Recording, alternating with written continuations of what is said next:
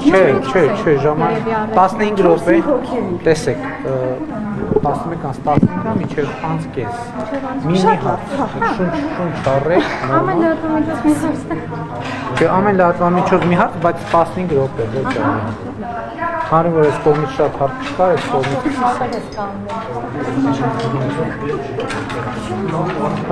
Հա, Պարոն Փաշինյան արդեն հայտնի դարձավ, որ ոնց որ թե Գյումրիում ընտրվել է քաղաքապետ, նախ ինչու որոշվեց, որ չմասնակցի ընդդիմադիր, այսինքն քաղաքացիական պայմանագիրը նիստին չկար ինչու և ինչպես է կառավարությունը պատկերացնում աշխատանքը Գյումրու արդեն ընտրված քաղաքապետի և ավականների։ Գյումրիի ընտրությունների հետ կապված լրացուցիչ մեկնաբանություն, բացի այն, որ արել ենք մինչև հիմա չեմ կարող անել, աշխատանք է, կառավարությունը իր աշխատանքն է անում իր օրակարգով եւ ռազմավարություններով, տեղական ինքնակառավարման մարմինների հետ աշխատանքի կանոններ կան, այդ կանոնները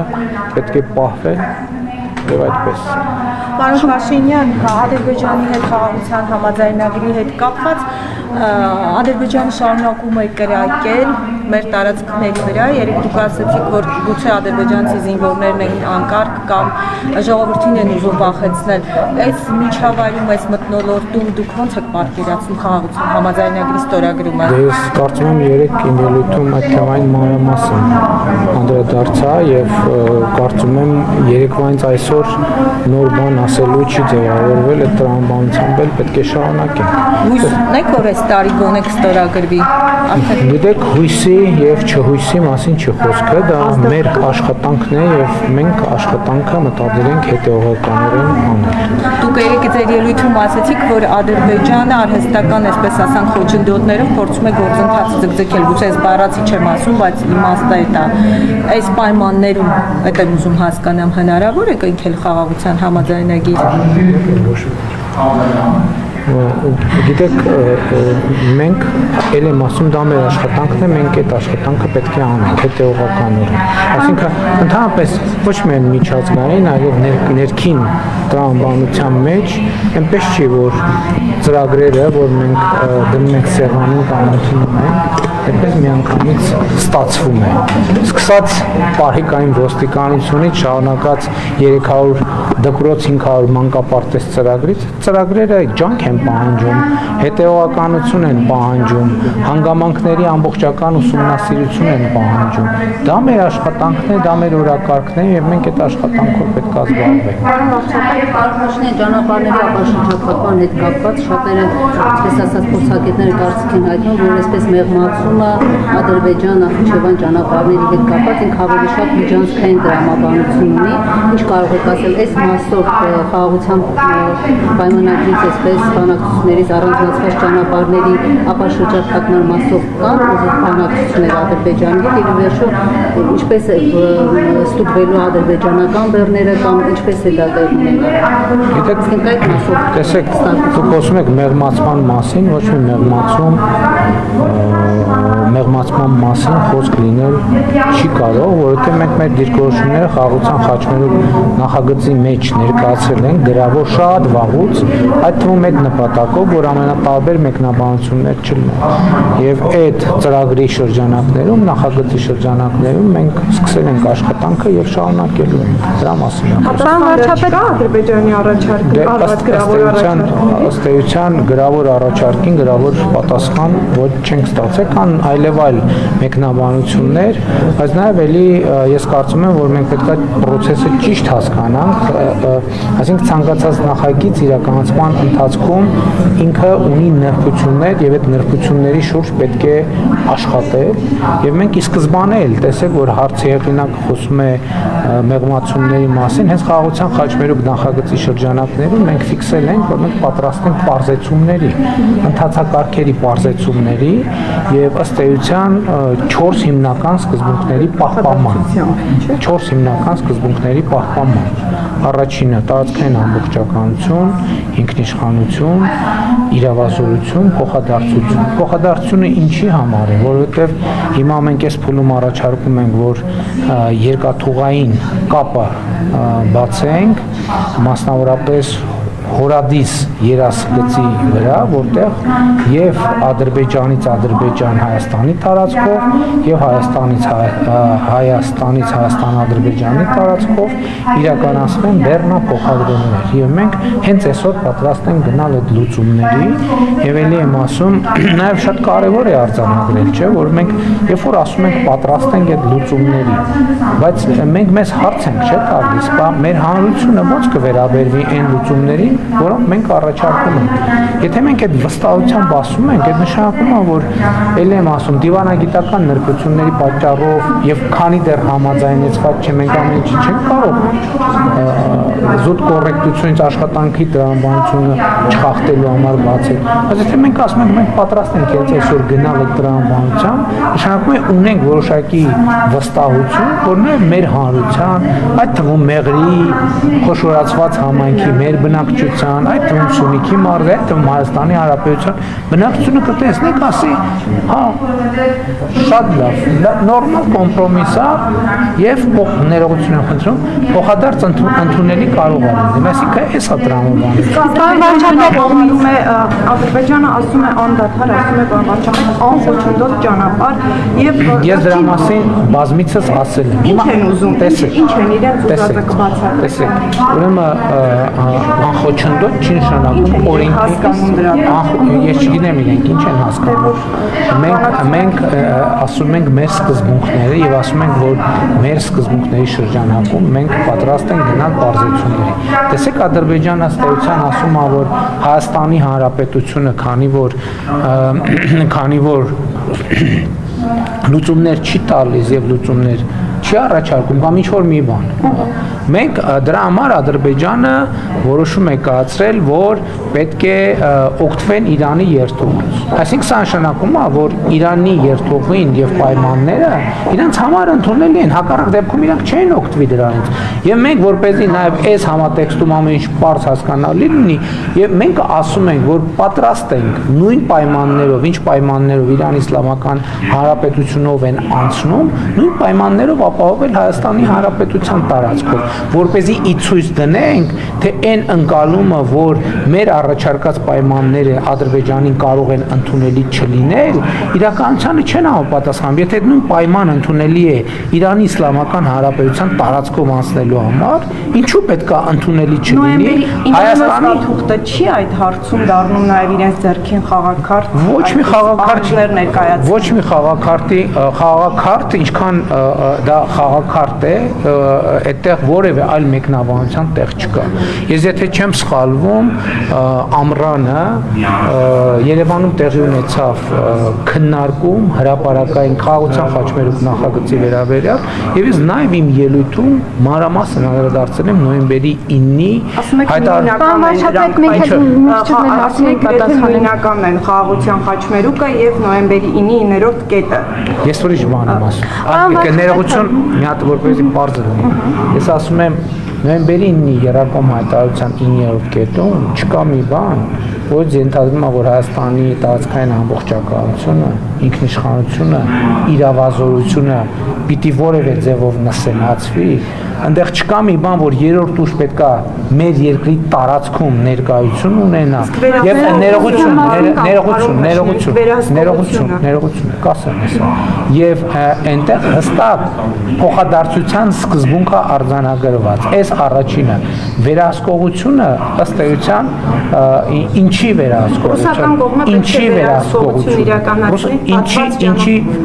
վերահսկողություն,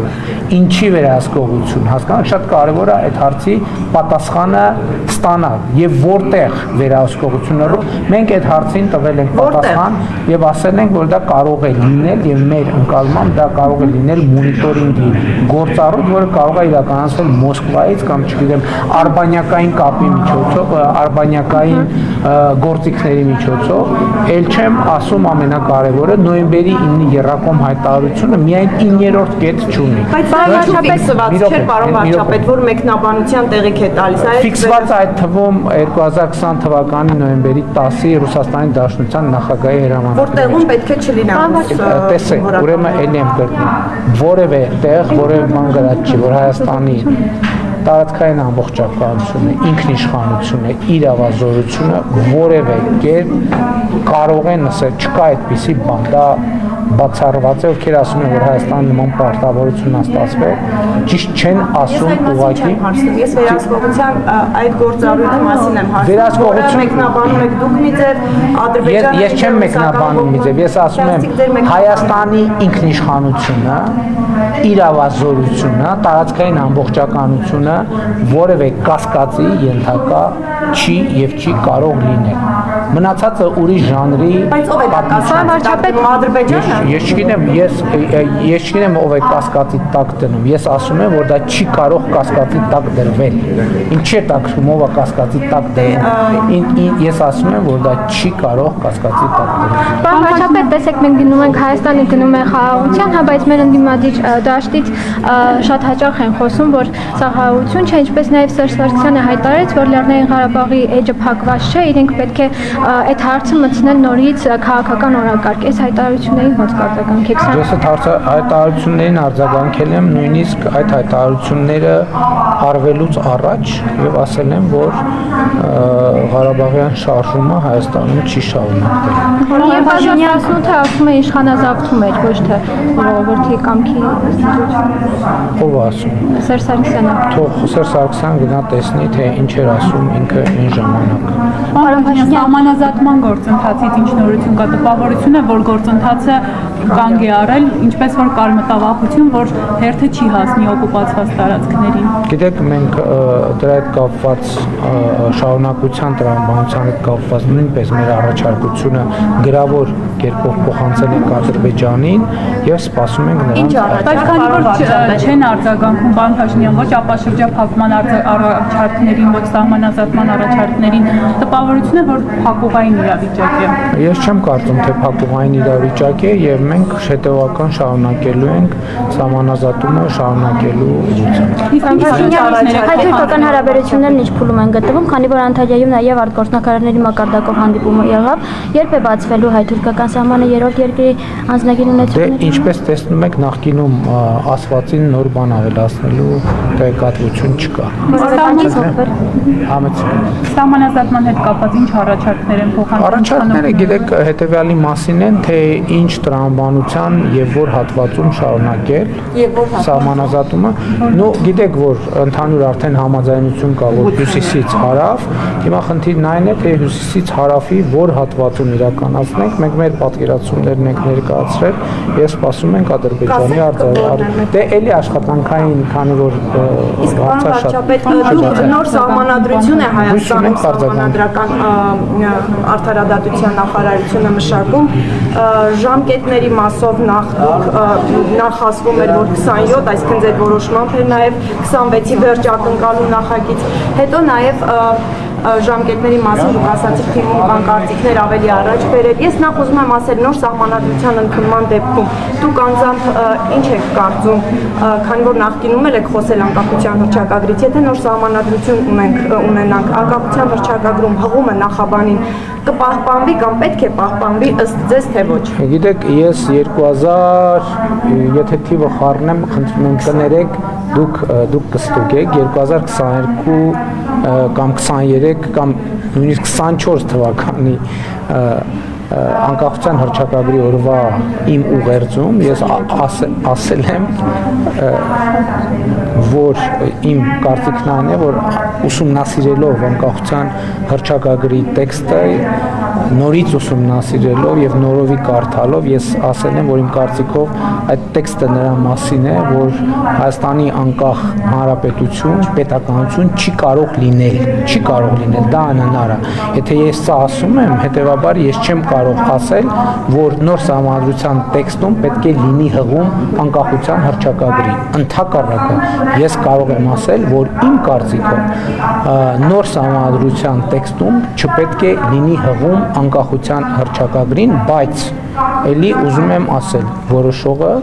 Հայաստանի Հանրապետության ժողովուրդն է, իհարկե փաստարկներ կողմ եւ դեմ փաստարկներ բերողը քաղաքական ուժերն են, քաղաքական առաջնորդները։ դիրքորոշումն է, որ այդ Այո, դա իմ քաղաքական դիրքորոշումն է, ինչ վերաբերում է ժամկետների։ Դա խանգարում է խաղաղության պայմանագրին, Գիտեք ինչ, խաղաղության հաստատմանը, գիտեք ինչ, ես կուզենայի երկու խնդիր, մենք տարբերակեինք իրենք։ Ադրբեջանի ընկալումը խաղաղության գործընթացի եւ մեր համադրության տեքստի հետ կապված։ Ես երեք դրան անդրադարձել եմ։ Համադրական նոր համադրություն ընդունելու հարցը մեզ համար օրակարգում է եղել հեղափոխությունից անմիջապես հետո եւ մենք դեռևս 2020 թվականի փետրվարին ես ինքս հարցազրույցում անդրադարձել եմ այդ խնդրին, որ կա նման խնդիր։ Եվ ես նաև տալիս ասում եք, որ այն կոնֆլիկտածին է, դրա համար եմ հարցնում ձեզ նաև, դուք համարում եք, որ խաղաղության հաստատմանը դրա պահպանումը կխանգարի, դրա համար եք Ես համարում եմ, որ այդ հարցերը պետք է իրարից տարբերել։ Ոչ, ես իրական Հայաստանի գաղափարախոսությունը, որ ես հիմա ներկայացնում եմ, տարբեր մարզերում, տարբեր հանդիպումներին, ես այդ հարցին հատուկ անդրադարձ եմ անում եւ հատուկ ընդգծում եմ, թե ինչն է պատճառը, որ ես կարծում եմ, որ Հայաստանի Հանրապետությունում նոր համադրություն պետք է ընդունվի։ Եվ կարճ ասեմ հիմա, հետագայում ես համոզված եմ առիթ կլինի այդ բանախոսությունը, որը ներկայացնում եմ, բոլորը տեսագրվում են, այսինքն ամեն ինչ պահպանված է, ամեն նախադասությունը կարելի է հետո վերստուգել։ Հիմնական խնդիրը, որ ես տեսնում եմ, հետևյալն է, որ Հայաստանի Հանրապետության իրավակարգի եւ Հայաստանի Հանրապետության քաղաքացիների միջև օրգանական կապի խզում ունենք մենք։ Եվ ես դա տեսնում եմ ամեն օր, եւ ես դա տեսնում եմ իմ ամենօրյա աշխատանքում, եւ ես դա տեսնում եմ մեր ընկալումներում։ Եվ ես շատ մտածել եմ այդ մասին, թե ինչն է դրա պատճառը։ Իսկ իմ կարծիքով պատճառն այն է, որ իրավակարգը, որը բխում է սահմանադրությունից, կտրված է ժողովրդից մի պարզ պատճառով։ Սահմանադրական բոլոր հանրաքվենները հանրային համոզվածության համաձայն ժողովրդի անհրաժեշտ թվով ձայներ չեն ստացել։ Այլ կերպ ասած, հանրաքվեների արդյունքները մանիպուլացվել են կամ կեղծվել են։ Ես ինքս այդ որպես լրագրող լուսաբանել եմ բոլոր այդ հանրաքվեները, եւ դուք կարող եք ժամանակի մամուլն էլ ուսումնասիրել։ Ձեր հարցը այլ բան չէր։ Ձեր հարցը Ձեր հարցը այլ բան չէր։ Ձեր հարցին իմ պատասխանը սա է, պարզապես։ Շնորհակալ եմ։ Ժամկետների հետ կապված ամենատարբեր կարծիքներ կան։ Ես հիմա ձևավորված կարծիք չասեմ, որովհետև քննարկումների արդյունքում կգանք ինչ-որ մի հետևում։ Հնարավոր է 2026 թվականին։ Ներողություն եմ խնդրում, մենք պայմանավորվեցինք, որ 15 րոպե, մի րոպե ներողություն։ Երբ մենք պայմանավորվեցինք, որ 15 րոպե ամեն լրատվամիջոց մի հարց պիտի տա, 15 րոպեն վաղուց անցել է, լրատվամիջոցները տվել են մեկից ավելի բազմաթիվ հարցեր եւ ես կարծում եմ, որ ճիշտ է, որ պայմանավորվածությունները պահեն։ Շնորհակալ եմ։